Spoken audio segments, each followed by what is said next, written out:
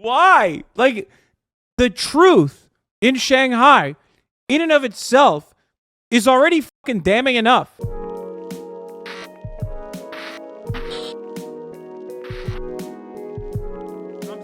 What is this? The video Chinese censors don't want you to see? What the fuck? Oh, Jesus. Oh, Lord. What is happening in Shanghai? Should we be worried? I have a friend in Shanghai right now. I'm trying to get him on the stream. I don't know if he's like allowed to. I've been checking in on him periodically, and things are not great. I think the uncertainty of how long you will be in shutdown, or in lockdown rather, is 100% terrifying. It's a terrifying prospect for people. And China is also showing the idea of like COVID-0 policy is going to be brutal and most likely impossible to keep up. Officials now installing fences in Shanghai, blocking people from leaving their homes for fear that they'll spread COVID. So this idea, we saw this already. We saw this in the beginning of the COVID mandates in China. They close up specific doors in apartment complexes to make sure that people can get out only through one side. The idea that they're like literally locking everyone into their apartments and like, killing them, that is bullshit. However, they are 100% incredibly fucking aggressive with the way that they're dealing with their COVID protocols.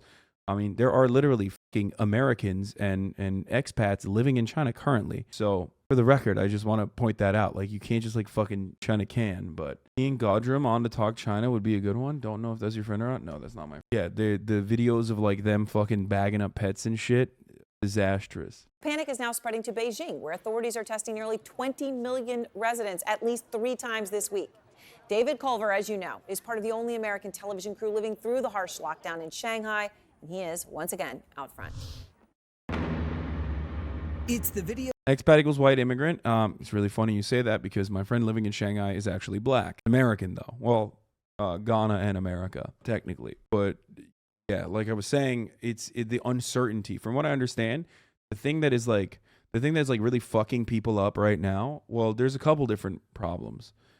One of the main issues is, from what I understand, there are some places that are not getting enough goods, right? Like food and whatnot.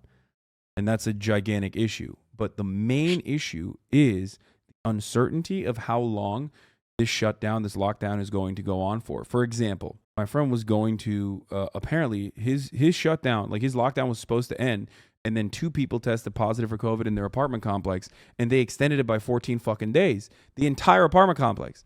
That's crazy. Like that's what I mean. Because it's like, okay, if one person gets COVID, they're fucked. The entire apartment complex is continuously shut down. Chinese censors do not want you to see or share, as it sparked a rare digital uprising on social media this weekend, highlighting a shared misery. I don't get why this is so controversial. They went in lockdown again. Dude, their lockdown is crazy. No, it's not a form of population control, man. Shut up. No, it's their fucking way of dealing with COVID. No, their COVID protocols are crazy, okay? They're just way over the top. Hopelessness felt across Shanghai. Motherfuckers who say, is this population control, do not understand Chinese attitude at all. If they wanted to control the population, they wouldn't be fucking killing their most productive population that they care about the most. Urban fucking expats and like people living in fucking urban areas like Shanghai. They'd be killing the rural population, dummy. Why the fuck would they population control Shanghai? One of the most like media dense areas on the fucking planet. No, they just straight up are doing this because they fucking are overboard with their COVID-0 protocols. The video points to dysfunction, mismanagement, a city in chaos, struggling to cope with a surge in COVID cases. It resonates with so many of Shanghai's 25 million residents feeling trapped, turning to the most popular Chinese communication platforms, Weibo and WeChat, to vent. Amidst what is government-controlled internet, with any dissent quickly suppressed and erased, China's censors over the weekend struggled to keep up. No sooner would they block one version of the video, did another resurface, rapidly multiplying, flooding China's cyberspace. Some versions even disguised as QR codes to throw off the censors. The online rattling of social stability was a growing rejection of China's harsh COVID containment measures. Some even sharing this clip from the 2012 movie Les Mis. Bro, I'm sorry, but like this, once again, there is validity to the anger that people have towards China's COVID zero protocols. But this just smells like liberal CIA shit, okay? This seems like some fucking CIA person with imposter syndrome posted this to be like, wow, look what the Chinese people are doing. It's tailor-made for the American audience. What the fuck is this? Come on, dude. This literally just looks like, straight the fuck up, this looks like it was made for the Western audience to look from afar and go, wow, that's crazy. Look at what they're doing. They don't always have to. Our number one export is culture. True. Except this is like a very specific type. Oh, yeah, look at them. They're playing Lin-Manuel Miranda musicals. You know what I mean? Like they're playing bits from Lin-Manuel Miranda, from Hamilton. Like, no, they're not. Shut the fuck up. Is referencing a 19th century uprising in Paris. The censors swiftly clamped down, extinguishing the spread. But the users also taking aim at the obvious censorship itself, sharing clips of their own officials proclaiming China's citizens have a right to freely express themselves. Seemingly ironic, given even the first line of China's own national anthem is now blocked online. The words, "Rise, those who don't want to be enslaved," now I don't believe that. Used as a veiled reference to criticize their own government. For some, Shanghai feels like the world's largest prison. CNN witnessing it firsthand. The extent of my freedom is all the way to my terrace door here. We're lucky enough to at least get some fresh air outside. Our community volunteer is sending me this image of what's on the other side of our door. A freshly taped paper seal. A reminder not to leave. And if I manage to get out, there's now a COVID guard posted day and night. Outside several apartment compounds, fences going up, neighbors sharing shocking images of new barriers on social media. Listen to them howl from their balconies as they're further caged in. Some finding workarounds, buying their groceries through the added layer. Others desperately rattling locks, hoping to escape. And then there are those who manage to tear down the walls. For folks locked into their homes, scenes like this are a terrifying reality. An apartment fire over the weekend in Shanghai's business district. State media quick to report that everyone got out safely. But it raises questions. Might these COVID barriers... Wait, what?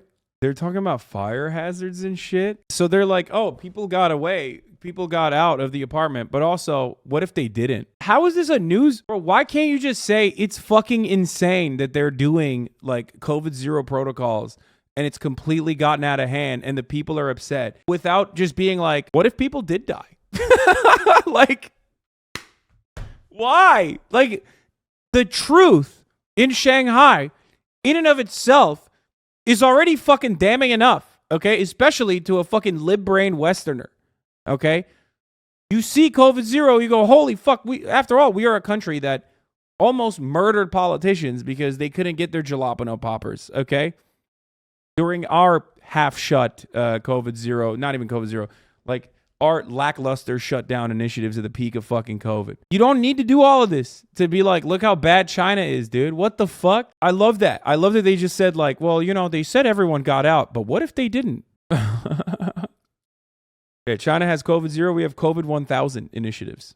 ...to be more of a danger than the virus itself? And if you thought the city might be near reopening... Dude, isn't this the very same CNN that literally was like, Republicans are fucking insane for pushing back against shutdown initiatives? And when it comes to China, they're cutting it like Republicans. Dude, the cure can't be worse than the cure can't be worse than the fucking cause, brother. Like, what the fuck? What about our liberty, brother? No, it is extreme. It 100% is extreme. I think it's extreme. Dude, they're literally welding doors shut. It's a little bit different. Yeah, totally, dude. They're welding doors shut and then putting those rinky-dink fences around, you know? Which one is it? Are they putting fences around or are they welding doors shut? They just want to double up. Opening or easing lockdowns? Images from the streets of Shanghai show giant...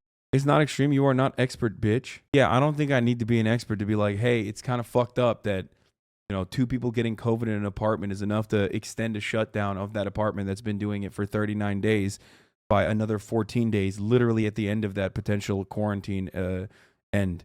Okay, you don't need to be an expert to say, hey, that's not great. You know, like they're shutting down the entire apartment complex. You know what I mean? That's like, you don't have to be an expert to realize that, like, the supposed never ending fucking self quarantine initiatives that they have is going to literally break people's brains. There needs to be a more manageable solution around this. Giant containers, not bringing in much needed supplies, but rather helping to build more blockades. This as more positive cases and close contacts are rounded up and sent to government quarantine facilities. Some left to sleep in tents in the middle of deserted streets as their dormitories are disinfected. As the rising tune of discontent echoes throughout the eerily empty metropolis, for many, Shanghai has fallen. And Aaron, you mentioned the outbreak now spreading in Beijing and the mass testing underway there. Well, the government within Beijing trying to reassure residents in the capital, saying, hey, don't worry, we've got plenty of supplies. But people there are still panicking. Were they just playing?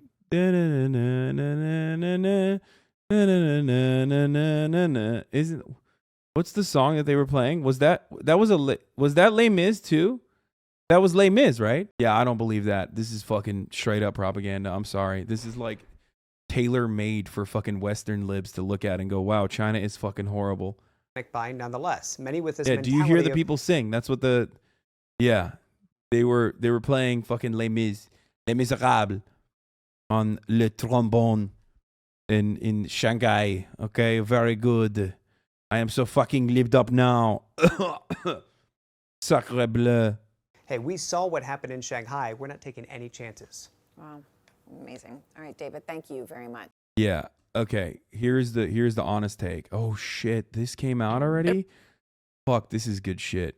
Here's the honest take, okay? China has a different approach to dealing with COVID than we do. I don't think China's approach to dealing with COVID is the right approach to deal with COVID. I think that they could be a little bit more, a little bit more fucking open-minded, a little less aggressive. Feel me? A little less aggressive, a little bit more measured. That would be better. It's like, on the one hand, you have America, and America's approach is fucking psychotic, which is just act like COVID's not real, have 1 million fucking people die, and then just GG's to those people, RIP to those homies. Sorry. And I say this as someone who is also currently impacted with COVID. I have COVID right now. And then you have the Chinese approach, which is like, literally don't know when you'll be able to get out of your fucking house. And from what I understand, and correct me if I'm wrong on this, but I think another issue with the Chinese COVID measure, the Chinese COVID recovery was also the lower vaccination rates and the lack of mRNA vaccine usage. Which do you think is worse? I mean, one is from a utilitarian point of view, the Chinese approach is definitely more successful in dealing with fucking COVID. They were able to literally go to water parks while we in America were fucking dying. Why were they able to do that? Because they took an incredibly aggressive stance early on and they were able to enjoy normal living for a long time. Now, at this level, when we're living in a post-vaccine world, what they should be doing instead is dealing with it with mass vaccination, mass inoculation campaigns. And they also need to, in my opinion, take a more open-minded approach to fucking, more like variants that spread easier but aren't as deadly. Do you feel me? China's vaccine only has 50% efficacy and the government won't let people get Pfizer, Moderna. People are catching COVID, waiting in the lines to take the daily test. I think that China has also changed its attitude towards mRNA vaccines, if I'm not mistaken. I think they're starting to buy mRNA vaccines as recently as like a month ago. CCP stuck between shutting down and just letting Omicron rampage through a 25 million population city. It will lead to a massive death count, even if they are vaxxed. Both options don't look great. Someone in the chat said China's policy is failing because they don't use ivermectin. That's right, brother. Why the fuck aren't they using the truth? Ivermectin. Honest question, how would there be enough mRNA vaccines for the entirety of China? That shit sounds like a logistical nightmare. Release the patents. Release the patents. If there's one country that's capable of literally fucking supplying the entire planet and its own citizens with mRNA vaccines, enough to have like 10 if you want it, it's China. We let India do it now after so much fucking after a fuckload of battles that were fought for that. But, you know, what do you think? China can't fucking make mRNA vaccines? China has 3 mRNA vaccines in phase 2-3 trials at the moment. They're waiting for final results of the mRNA vax the population.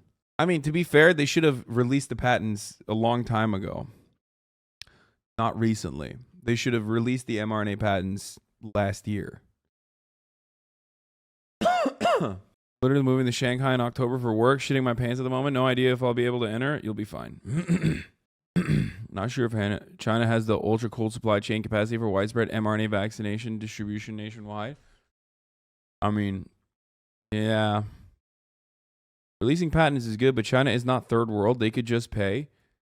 How about they just do it regardless because, you know, humanity. I don't give a fuck if they're third world or not. I think that it should be free for everyone. You know, that's ridiculous. Why are you like, what are you, an advocate for fucking Pfizer's, bottom line? What the fuck? Anyway, yeah, not because it's the moral thing to do. Stop using third world. It makes no sense outside of the context of the Cold War. Oh my God, dude, it's an outdated colloquialism. Shut the fuck up, okay? It's a good way. It's a good reference point. Please, I know it's like, it's still like, it's inappropriate, but like changing our language in that regard is not going to fucking change the death and destruction and natural resource extraction that we subject the third world to, okay? Suck my dick. Like, I love when Marxist-Leninists sound exactly like aesthetics-focused liberals. Just like, shut up.